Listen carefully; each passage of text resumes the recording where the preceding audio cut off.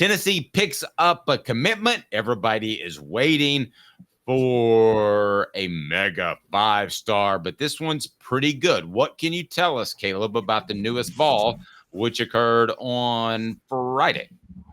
Yeah, so Tennessee landed a 4-star edge rusher, and not like French 4-star. He's a 4-star across the board. They landed him out of Elkhart, Indiana. They beat out Ohio State and Purdue to land this guy. So, I mean, it's a pretty big pickup for them. His name is Mariyon Dye. This, to me, stands out a lot. Dye is 6'5", 270, so bigger than your average edge rusher. So, Dave, I don't know what they're going to do when he gets to college. I don't know if they're going to trim him down to get him more athletic. My guess is they're going to have him be that in between, the 3-technique, 5-technique player that could line up on the edge or in the middle. I think they're trying to get out of Dominic Bailey, but they haven't gotten yet. Or Tyree West is another one that they like in that regard. This is, to me, is a sign. And Rodney Garner landed him.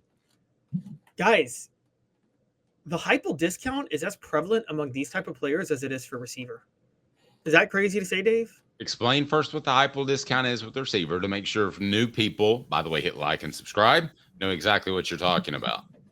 So every coach, not every coach, but there's discounts at among a variety of coaches and schools based on the system they run, how successful they are. I think you and I can both agree there is a Kirby Smart discount just to go play at Georgia, not position-wise, right? Yes, but in particular, I would think the front 7, but all over, definitely. Yeah. So Josh Heupel has a discount for quarterbacks because he makes you a superstar quarterback. He has a discount for receivers because he's put multiple receivers in the NFL. And he has a discount for edge rushers. And the reason there's a Heupel discount for edge rushers is because his offensive system is so heavily designed on getting big leads early and forcing other teams into obvious passing downs that it becomes very easy for edge rushers to rack up lots of stats. So getting this kid from Indiana, Big Ten country, beating out Ohio State for him suggests that there was I don't know if there was a Heupel discount, but this didn't seem like the type of guy Tennessee would land right now. And I think that stands out a lot for them to get home. No, and I will say this too. He's from Indiana. So sometimes in my mind, I kind of knock a little star off or a half star. So being a 4-star in Indiana is not the same. You would agree as being a 4-star in Texas or South Florida or one of those places. So I know there's supposed to be, it's just impossible. It's literally impossible. I can tell you this, decades of experience, to look at a guy on a lower level of football and give the same accurate representation that you would, let's say, a guy that plays in the Atlanta area. So he may be elite, he may be incredible, but I'm just saying that always worries me a little bit when you're from a non-football power. But sometimes that hurts the evaluation of them in a lot of ways. Sometimes that works against them. I can see that. I think they factor in your level of competition a lot of times with your recruiting. That's why I said for a while, Chattanooga kids have been significantly undervalued over the years. Same with Knox County kids. That people don't value the level of football in those areas a lot of times, and they end up overachieving. So it can go both. Whereas Texas, the high school football is so good, they overvalue Texas kids a lot of times. So our earlier poll question is Texas arrogant 96% said yes. Now we'll change that up. Tennessee's recruiting is good enough, great, still not sure. Where would you go? Good enough right now. Could be great very soon, but definitely good enough right now. For those who don't know, Tennessee's recruiting class with this pickup, they are now ranked number 10 nationally on 247 Sports Composite for 2025. The only SEC schools ahead of them are Alabama, Georgia, Oklahoma, and A&M. Now you could say, oh, that's 5th in the SEC. Well, that's top 3rd in the SEC. There's 16 teams now in the league. So I think that they're in very good shape with this. I don't think they're done.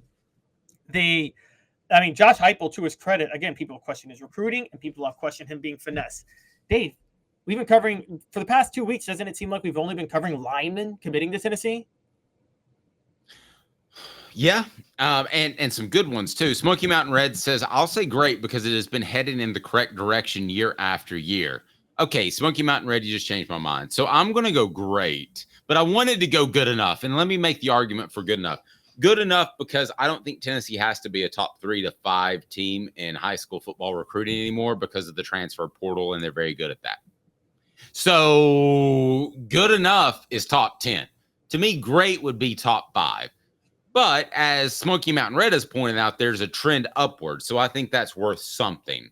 So I'll say great, but at the end, it is definitely good enough. For the people that have voted still not sure, guys, I appreciate the fact that you're cynical, but I don't know what more you need to see to think that Tennessee is at least good enough for recruiting wise out of high school to be knocking on the door of the college football playoff and an SEC championship. Don't know if they'll win one, but I'm completely sold that it's good enough. I'm really surprised we've had anybody vote for still not sure.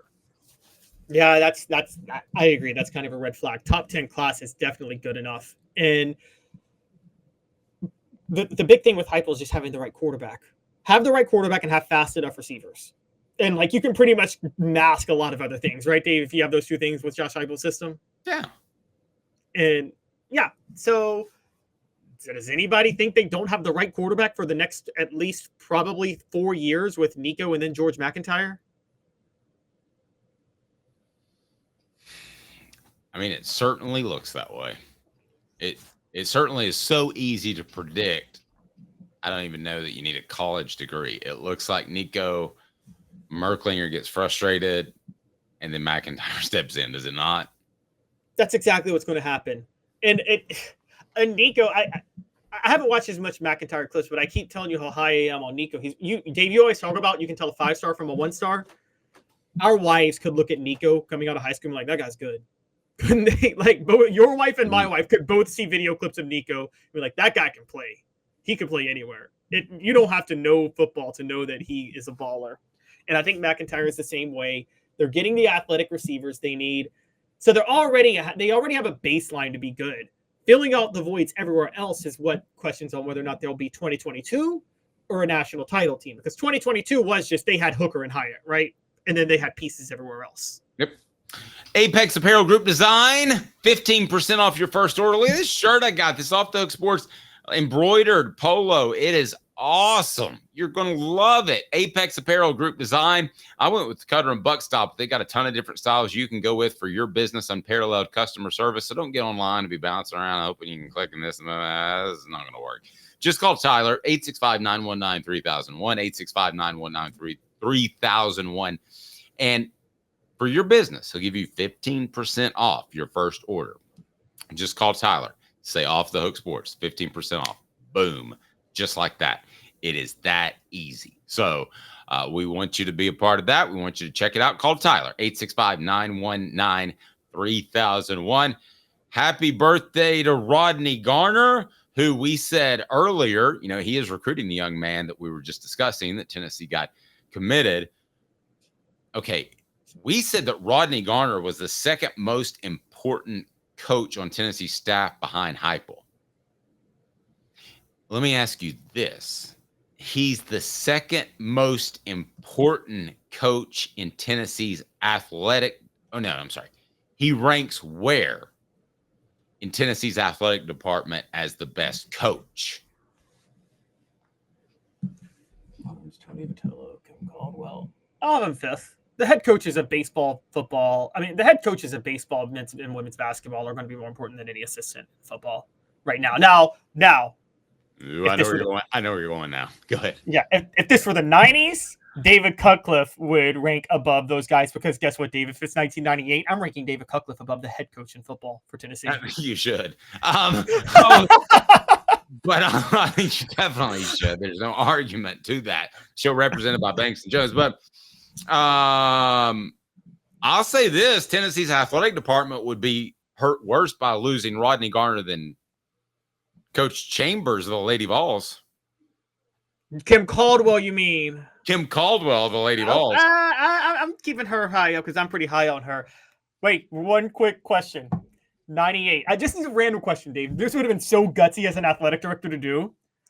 No one would have done it. But when you realize David Cutcliffe was negotiating with Ole Miss, if you're an athletic director and you have the benefit of hindsight, do you fire Philip Fulmer and just promote David Cutcliffe right then as head coach?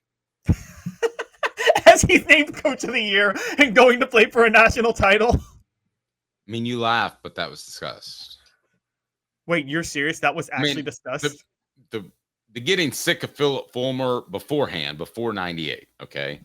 Flirting with NFL jobs, and then even afterwards saying that he could get an offensive line job in the NFL and make as much as he did in college, that rubbed a lot of people the wrong way. And a lot of people thought that he had an elite staff and that if they could find a great recruiter, they'd be fine. Well, and they were right on both of those two things, I think. I mean, I'm just saying. Yeah.